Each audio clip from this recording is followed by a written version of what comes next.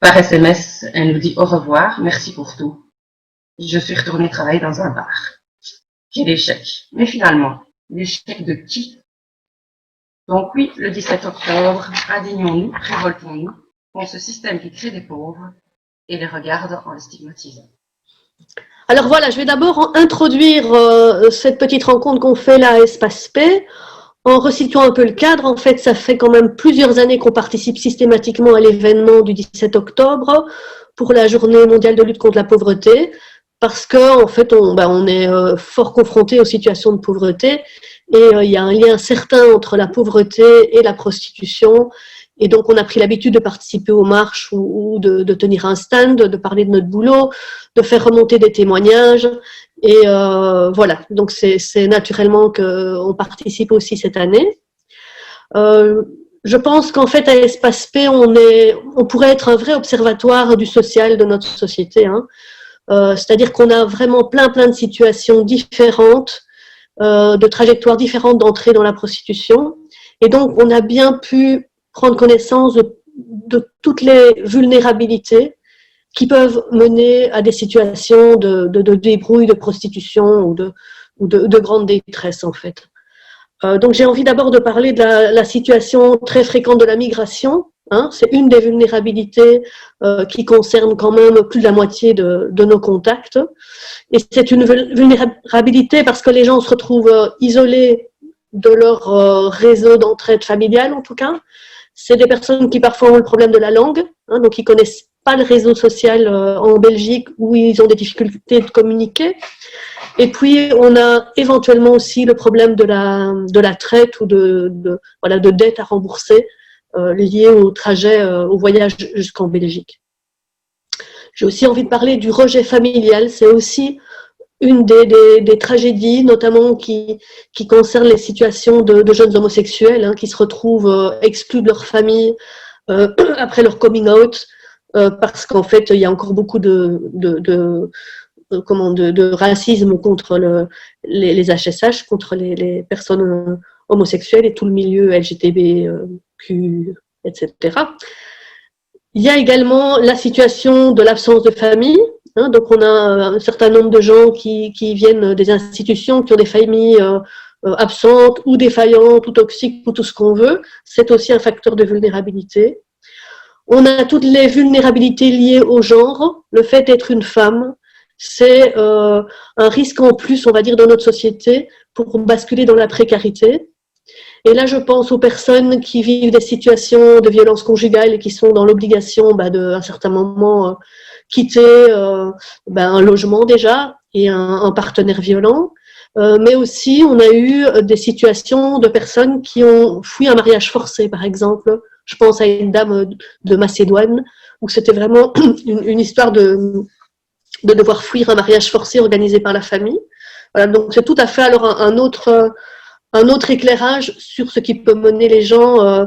Donc cette personne, je me souviens, était restée 3-4 jours finalement arrivée en Belgique à errer. Elle avait perdu son point d'attache et elle a regardé les vitrines pendant 3-4 jours avant vraiment, poussée par la faim, de faire le pas de se présenter parce qu'elle était vraiment en situation d'isolement complet en Belgique.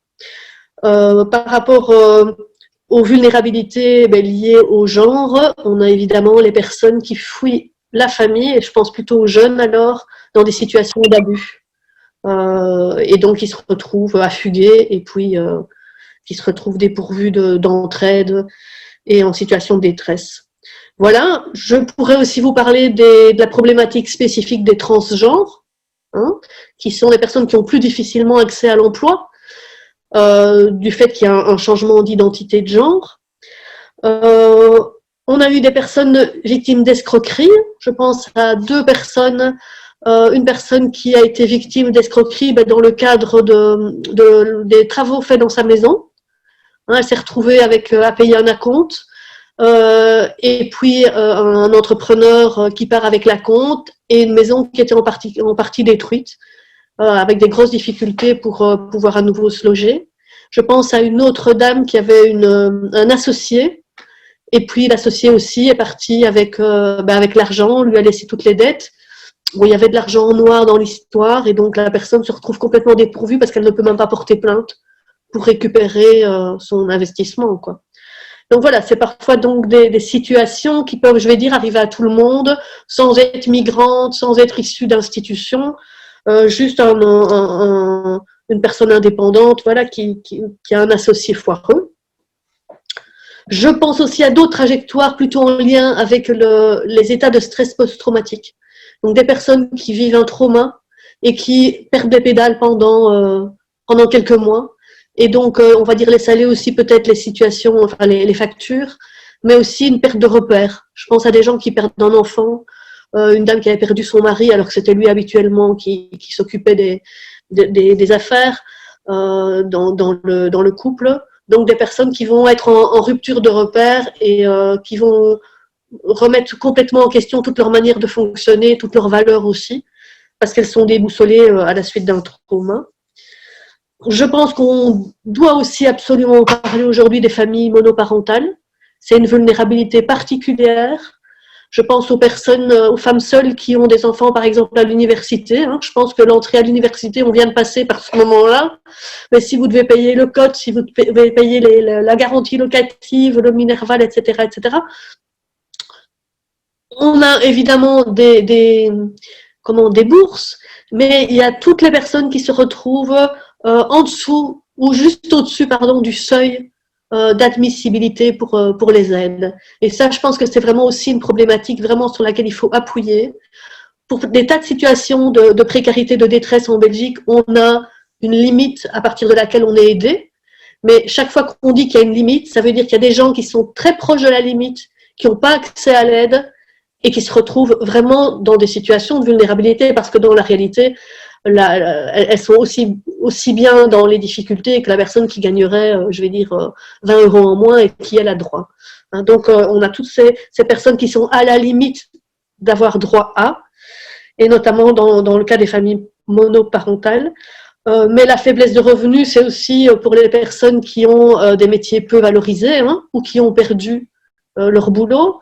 Et là, je sais bien maintenant avec l'expérience quand on a des drames qu'on voit à la télé, je me rappelle la fermeture de Savena, ben dans ce contexte-là, on a eu par exemple une hôtesse de l'air qui s'est retrouvée dans un bar. Donc on voit directement arriver sur le terrain les conséquences des drames sociaux qui se jouent et qu'on voit là où j'étais. Il y a un lien entre les deux. Je pense aussi qu'il y avait les gros problèmes de précarité en Espagne et des gens qui n'arrivaient plus à payer leur prêt hypothécaire. On a eu des personnes avec des diplômes qui étaient parfois trilingues, quadrilingues, qui arrivaient en Belgique parce que ces personnes avaient perdu leur maison, n'avaient plus pu rembourser leurs prêts. Eh bien, on les voyait arriver dans les bars, en fait. Voilà, je pense que j'ai plus ou moins fait le tour. Non, j'ai pas parlé des problèmes de santé, mais enfin, on peut aussi encore parler de beaucoup de vulnérabilité. Mais évidemment, les problèmes de santé mentale, mènent à des factures ou mènent à la dépression, par exemple, à des pertes de repères aussi. Il y a des difficultés particulières. On retrouve aussi toutes les difficultés liées aux assuétudes. C'est encore une autre porte d'entrée vers la détresse et vers malheureusement la prostitution. Alors évidemment, le travail du sexe, c'est aussi des personnes qui à un certain moment s'adaptent à cette situation et donc ils trouvent tout à fait leur compte. Donc on n'est pas toujours avec des gens évidemment en situation de détresse, mais quand on analyse la porte d'entrée, on voit que assez souvent on retrouve des vulnérabilités, une ou l'autre, et c'est très très varié. Et donc aujourd'hui c'est vraiment l'occasion de parler de tout ça, tout ce qu'on voit sur le terrain, on n'a pas souvent l'occasion finalement de l'exprimer et de témoigner. Aujourd'hui, c'est une belle occasion, voilà. Et là, je vais donc donner la parole à ma collègue de la province du Luxembourg, qui se trouve par là. Mais moi, je suis là pour apporter un témoignage de ce que je vis, de ce que je vois en tant que travailleur au quotidien de notre association SPSP. Ce ressenti n'est étayé par aucune statistique, par aucune courbe d'évolution. C'est simplement mon quotidien. Je peux pas m'empêcher de resituer les choses dans le contexte du Covid. Pour moi, il y a eu un avant, un pendant et un après. D'autant que pour chacun, et en particulier pour les travailleuses du sexe, je rencontre au quotidien, et pour moi-même, et en tant que travailleur, il y a eu un avant, un pendant et un après. Avant, le public que nous rencontrions, c'était essentiellement des personnes qui étaient migrantes, qui étaient en itinérance. Et voilà, c'était des personnes qui étaient en quête d'un lieu où poser leurs valises, 2, voire 3 mois, ou alors des personnes qui n'avaient plus d'attache et qui étaient désireuses de s'installer. Et pour une moyenne de 100 €, ils pouvaient travailler, et ils pouvaient quelque part assumer leur famille, rester au pays. Et ces personnes, elles exerçaient essentiellement pour améliorer les conditions de vie de leur famille proche ou plus élargie. Pour certaines, le parcours était plus long. Elles avaient dû rester plusieurs années en Espagne et travailler là-bas, acquérir un statut et un passeport. Et au bout de 5 ans, elles pouvaient quitter le pays. Et d'autres venaient de Roumanie pour sortir de leurs conditions. D'ailleurs, une de ces TDS m'avait expliqué que c'était d'abord la première fois pour l'achat d'un lave-vaisselle.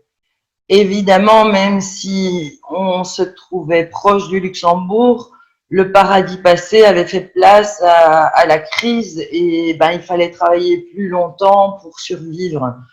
Il y avait une autre fille qui m'avait dit que quelque part c'était encore un endroit un peu en Europe comme au Liechtenstein ou comme à Monaco où il était agréable de vivre et où elles pouvaient véritablement gagner leur vie.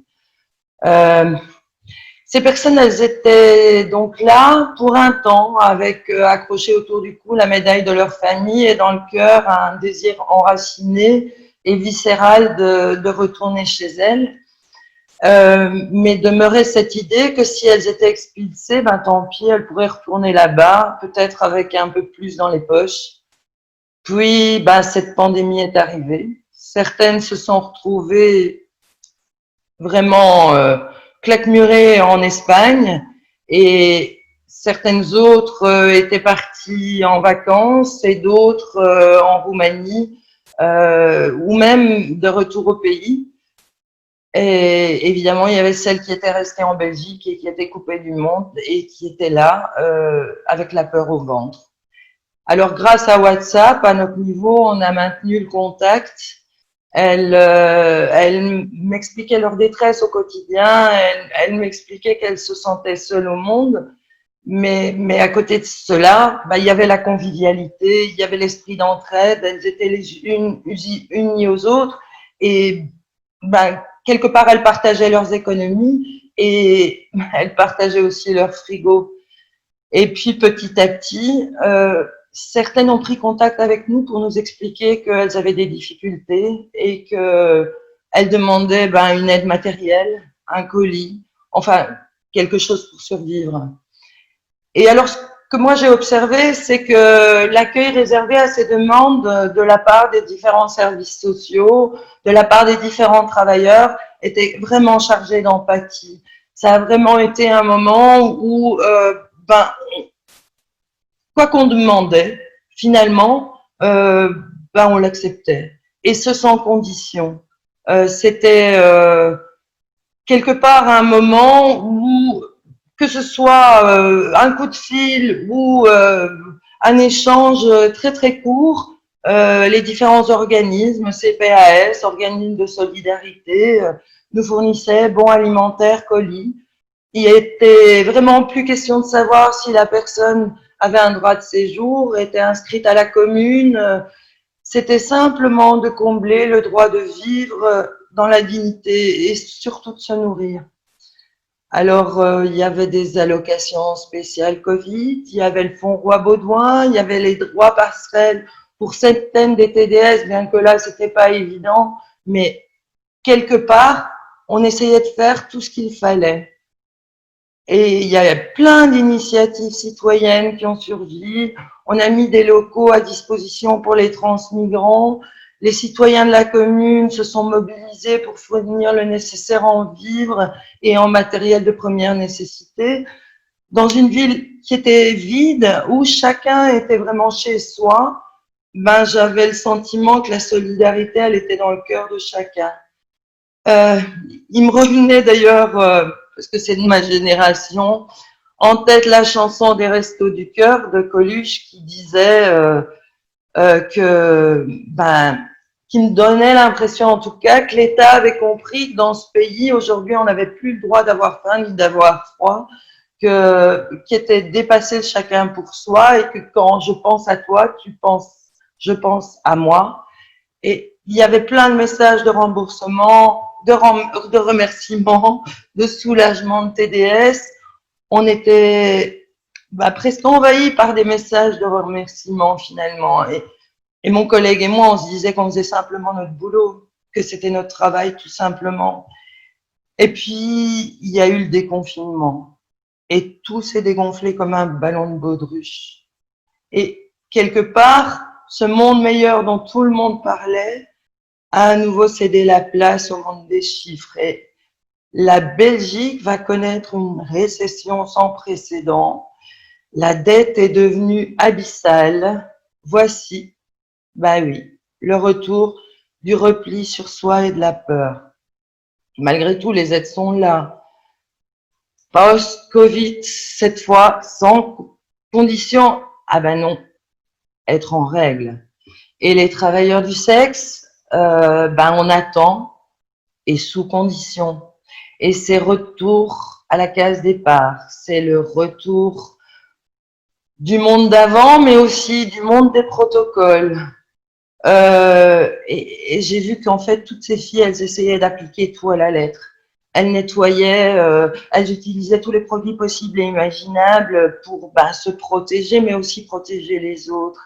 Et certaines, à côté de ça, elles n'en pouvaient plus d'être éloignées de leur famille. Et évidemment, là, il y a ce qu'on a appelé les fameux codes. Alors, il y a eu les codes orange et il y a eu les codes rouges. Mais bon, ça les empêchait, en tout cas, le retour au pays. Et puis, petit à petit, après ce moment de déconfinement, ça a été le retour à la normale. Et ce que j'ai vu apparaître à ce moment-là, c'est évidemment les masques, la distance de rigueur. Et puis, on dessine des croix dans les administrations à la place des chaises. On installe des plexiglas et désormais, on reçoit avec le masque et les plexis. Et c'est l'après. Et c'est une TDS qui vient me voir et en fait, elle vient me voir parce que elle est désespérée parce que sa référente lui a dit qu'elle allait peut-être perdre son revenu de remplacement si elle ne trouvait pas une formation ou un travail. Et là, j'ai vraiment eu le sentiment qu'on était retourné à la case départ. J'ai vraiment eu le sentiment que c'était un retour et un nouveau tour de manège.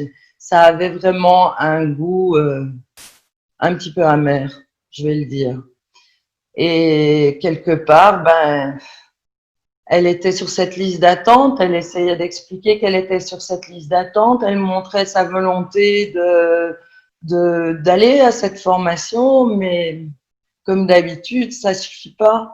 Donc elle venait me voir, mais elle savait pas trop ce qu'elle pouvait faire. Alors moi, tout simplement, je lui ai dit, à mon avis, avec une lettre, peut-être qu'avec une lettre de ta formation qui explique justement la situation, qui explique justement qu'il y a des listes d'attente, tu pourras faire patienter ta référente.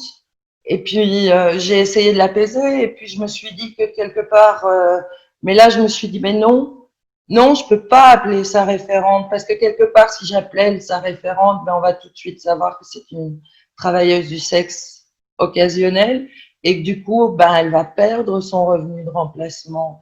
Et puis voilà, je la vois qui s'effondre et c'est sa sœur qui prend le relais parce que sa sœur l'accompagnait et elle était exclue, elle était exclue du chômage et elle aussi était TDS occasionnelle. Et là, elle me dit, tu sais, j'ai peur pour ma sœur. J'ai peur pour ma sœur parce que j'ai l'impression qu'elle va se suicider. Elle a acheté de la Morora, elle sait plus quoi faire, elle a perdu 10 kilos. Et moi, je suis là, je suis impuissante et je lui explique mon impuissance, je lui dis que je vais mettre en danger sa situation. Et là, elle me regarde dans les yeux et elle me dit, tu sais, je sais tout ça, je viens simplement chez toi parce que tu m'as jamais jugée et simplement pour t'entendre me dire que je fais mon possible. Et ben, pour cette raison-là, parce que c'est mon boulot, tout simplement, de m'occuper de ces TDS invisibles, de ces personnes qui ne peuvent, ne veulent, ne savent pas toujours comment autrement vivre ou survivre, parce que je me refuse à considérer que la solidarité est un vain mot, et quelque part parce que je suis une idéaliste et que je crois en un monde plus juste, je veux pouvoir vraiment continuer à m'indigner comme Stéphane Hessel, à m'indigner et je vais reprendre ces paroles. Je vais reprendre ces paroles qui disent indignez-vous et indignez-vous et je vous souhaite à tous et à chacun d'entre vous d'avoir votre motif d'indignation. C'est précieux quand quelque chose vous indigne, comme j'ai été indignée par le nazisme, alors où on devient militant, fort et engagé. Alors indignez-vous le 17 octobre. Et là, je vais passer la parole à ma collègue de Bruxelles, Isabelle. Voilà, à ton tour. Rendre visible l'invisible. Le 17 octobre, journée mondiale de lutte contre la pauvreté, c'est aussi ça. C'est aussi parler de situations qui représentent pour moi, en tant que travailleur social depuis plus de 20 ans, les richesses immatérielles que notre public peut nous apporter, peut transmettre et peut nous donner. Je vais vous parler de deux situations qui m'ont fortement touchée dans ma carrière. Une qui date d'il y a 2 ans, ça concerne le mois de juin 2018, où le 5 juin, à l'arrivée au bureau, on apprend l'assassinat de Nice, qui est une TDS qui travaillait dans le quartier nord, dans les carrés rue Linné. Lorsqu'on a appris son assassinat, il y a eu un déferlement de douleur, de tristesse, de peur et d'angoisse qui ont envahi le quartier, qui ont envahi notre équipe de travailleurs sociaux de Bruxelles, ainsi que les travailleuses et travailleurs du sexe. Et ce jour-là, à 10h30 du matin, 20 TDS débarquent au bureau. Personne ne leur avait dit que Nice était décédé. Personne n'avait pu mettre ces mots-là parce que les TDS n'étaient pas des membres de la famille. Nous nous étions informés parce que nous avons un contact avec la police des mœurs du quartier, qui était tout aussi touchée par l'événement. Et c'est à ce moment-là, alors que nous avons transmis cette information auprès de ces personnes. Et c'est là qu'un tsunami d'émotions a transpercé notre petit bureau, par des cris, des larmes, des indignations, de la colère qui ont percuté à la fois nos cœurs et à la fois nos corps de travailleurs sociaux. Les femmes nous ont témoigné leur confiance en laissant se déverser ce flot de douleur et de rage qu'elles ont osé exprimer dans notre bureau. Et nous avons écouté pleurer leur cœur par cette colère et cette injustice. Et puis, les éléments se sont enchaînés et nous avons décidé d'agir ensemble avec les TDS. Nous les avons accompagnés, nous les avons soutenus bien au-delà de nos mandats de travailleurs sociaux. Nous avons franchi la limite pour entrer dans l'intime d'une communauté complètement endeuillée. Et c'est avec fierté que nous avons été amis pour pleurer, pour accompagner et soutenir non pas une personne, mais un secteur. Une richesse immatérielle nous a été donnée par cette communauté parce qu'elles nous ont acceptés. Elles ont accepté qu'on puisse avec elles pleurer la mort de leurs collègues. Les TDS du quartier nord ont fermé leur carré durant plusieurs jours pour manifester leur colère, leur tristesse, mais surtout leur deuil. Une grève du sexe tarifée dans le quartier nord, c'est du jamais vu dans l'histoire du quartier. Une rencontre, quelques jours après, a été organisée par la police, avec la police, pour que les travailleuses du sexe puissent exprimer auprès de ces services leur indignation.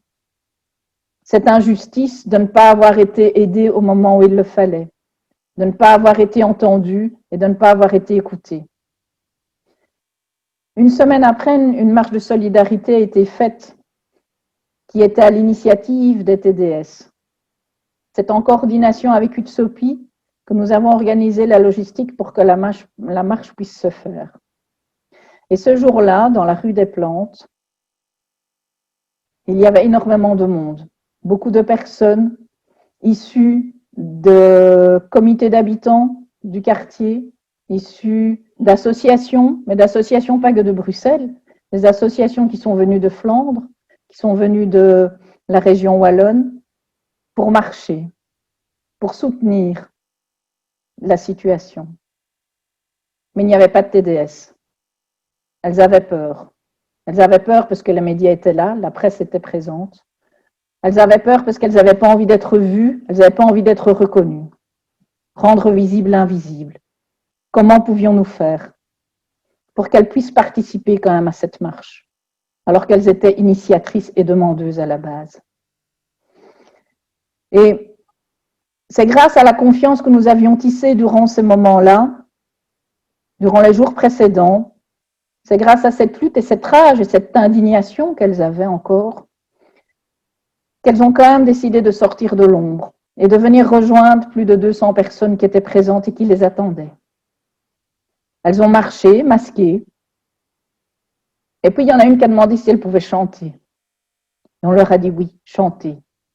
Et elles ont chanté. Elles ont chanté durant le cortège, et ça a envahi vraiment l'ensemble et l'ambiance qui y régnait. Et c'est dans ces moments-là que la solidarité des TDS est venue pour un instant rendre visible l'invisible, montrer que ces personnes aussi peuvent lutter.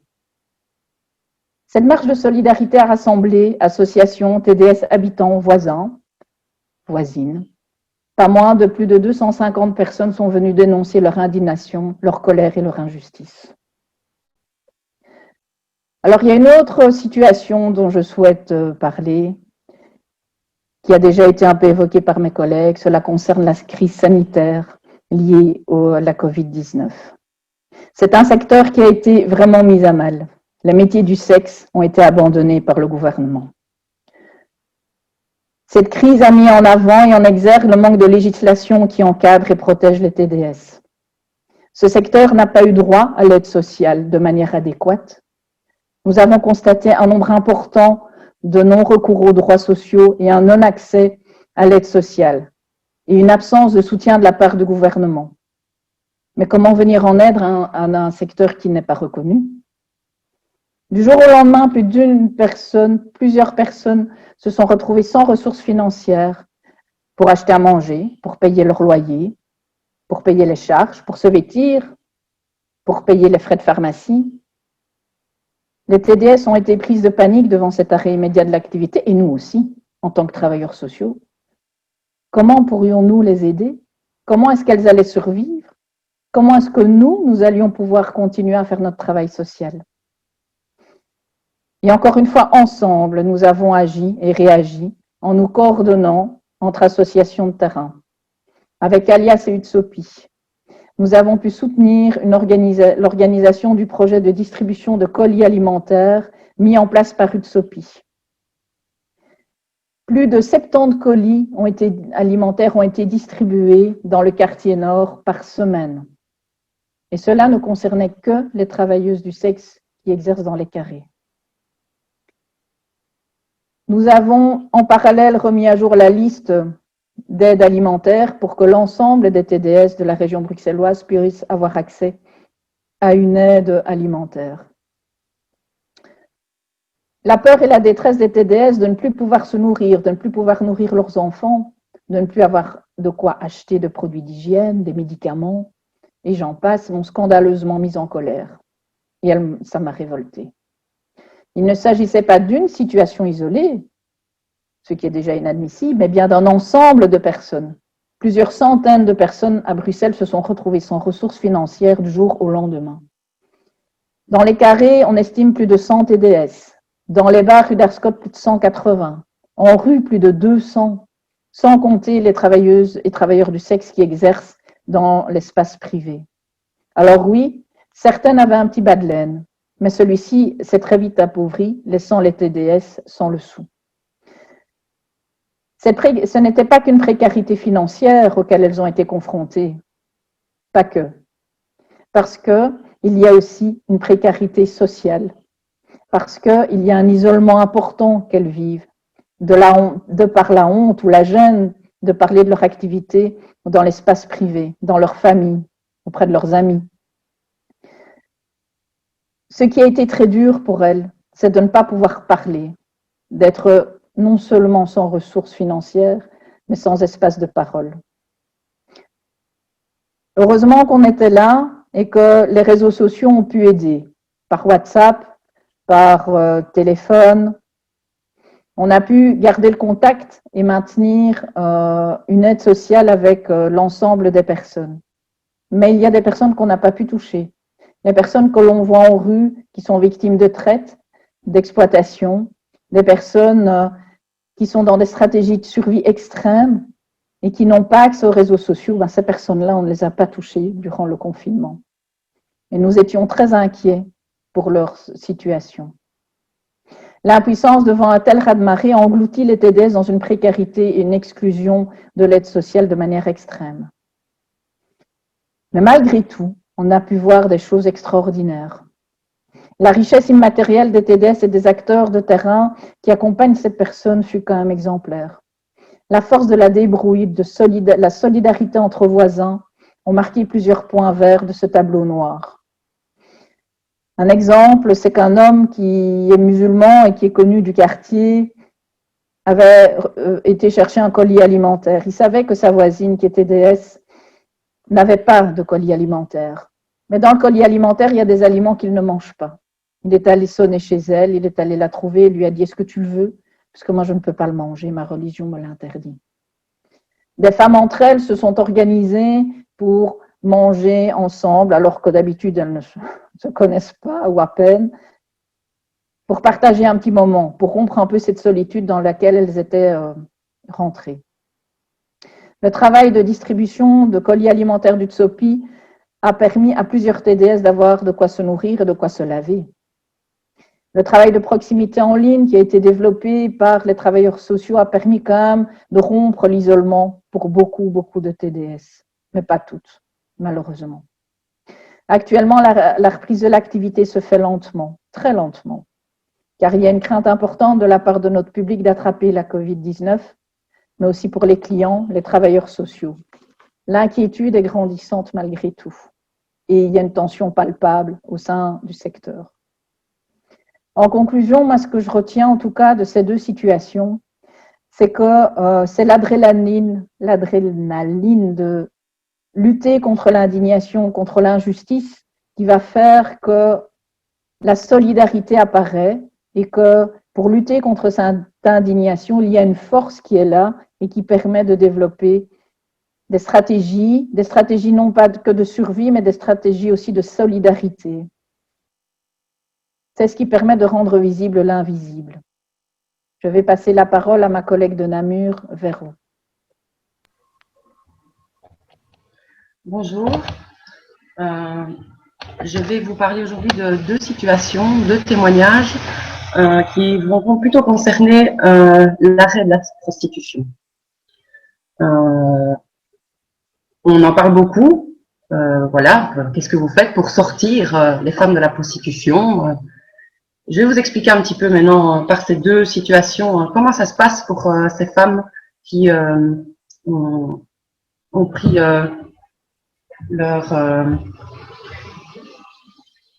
pas leur sort, mais enfin voilà, qui ont pris cette décision en tout cas de passer à autre chose. Donc c'est l'histoire de Sarah, 50 ans. Après plus de 10 ans dans le milieu, veut en sortir, ce sont ses mots. Elle se rend donc au CPS, seule alternative, et la joue franc jeu avec son assistante sociale. Elle ne veut rien cacher de ce qu'elle a fait dans son passé, parce que pour elle, ça n'est pas illégal. Et elle a bien raison. Elle le regrettera vite. À chaque rendez-vous, elle se sent jugée. Elle a des remarques sur ses vêtements, sur son allure trop chic. Elle perçoit alors ses 830 € par mois, mais évidemment ne s'en sort pas. Son loyer est de 650 €. C'est la moyenne dans le Namurois. Il ne lui reste que donc 180 € pour les charges, la pension alimentaire, se nourrir. Lorsqu'elle demande une aide alimentaire à son assistante sociale, celle-ci lui répond que non. Elle n'a qu'à déménager. Elle n'a pas besoin de garder son appartement de luxe. Nous avons dû faire appel à un autre service social, réexpliquer la situation, se remettre de nouveau à nu. Et ce n'est vraiment pas facile parce qu'il y a toujours cette peur de jugement qui est là. Quelques mois plus tard, elle me retéléphone et elle me dit ben voilà, j'ai raté un rendez-vous avec mon assistante sociale du CPS. Je n'ai pas eu l'argent pour prendre le bus et m'y rendre. Mon CPS a été coupé. Retour à la case départ.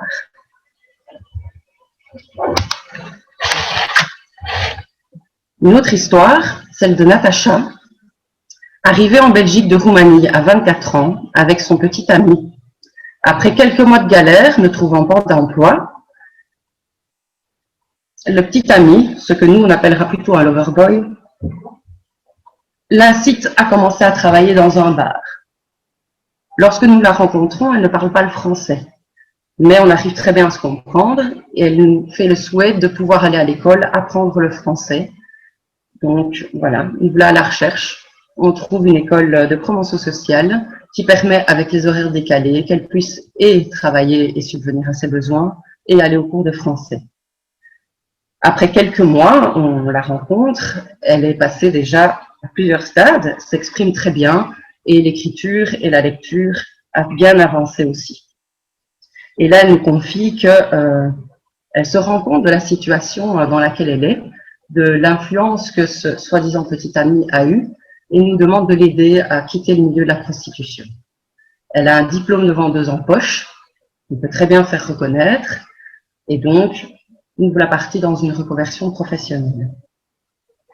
On se rend d'abord au CPS pour qu'elle puisse avoir une aide sociale. Et là, le CPS refuse d'intervenir car elle est européenne. Et en tant qu'européenne, son titre de séjour est lié à son contrat de travail. Si elle fait une demande à l'État, retour au pays. Elle avait mis un petit peu de côté parce qu'on avait préparé cette sortie. Donc on se dit, ok, elle a de quoi devenir, nous allons faire autrement. Je demande quand même à l'assistante sociale, vu la particularité de la situation et du travail de madame, ne pourrait-on pas faire une exception? Et là, j'entends, si on commence à accepter toutes les Roumaines parce qu'elles sont passées par la prostitution, vous imaginez l'appel d'air. Elles vont toutes se faire passer pour des prostituées afin d'obtenir le CPS. En tant que travail social, cette réponse me laisse un petit peu sans voix. Après des mois de recherche d'emploi, ne sachant pas assez bien parler le français pour certains, n'ayant pas le profil pour d'autres, elle se retrouve à la fin de ses économies et ne peut plus faire face à son loyer et à sa nourriture. Par SMS, elle nous dit au revoir, merci pour tout. Je suis retournée travailler dans un bar.